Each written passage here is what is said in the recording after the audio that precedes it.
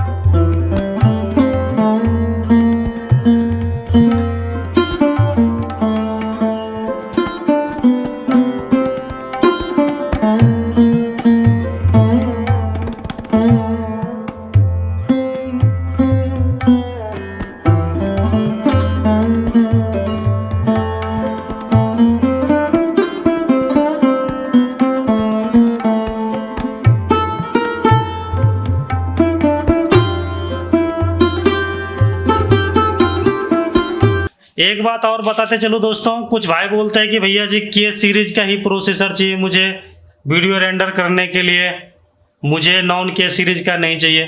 तो भैया जी ये सब चीज़ ख़त्म हो गया। जब 10th जनरेशन का प्रोसेसर लॉन्च हुआ था ना, तब से अब जो है कोई भी आदमी ओवरक्लॉक नहीं करता है प्रोसेसर का। अगर 100 आदमी के पास में 13700 के या फिर 13600 के प्रोसेसर है, तो 99 आदमी आपको यही वाला मिलेगा कि भैया बोलेगा कि भाई मैं करता ही नहीं हूँ, अपने आप ही जो ओवरक्लॉक होता है वो हो जाता है, जिसको हम टर्बो बूस्ट भी बोलते हैं। तो जब प्रोसेसर अपने आप को ओवरक्लॉक कर लेगा तो आपको क्या जरूरत है ओवरक्लॉक करने का। मैं खुद नहीं करता हूँ ओवरक्लॉक।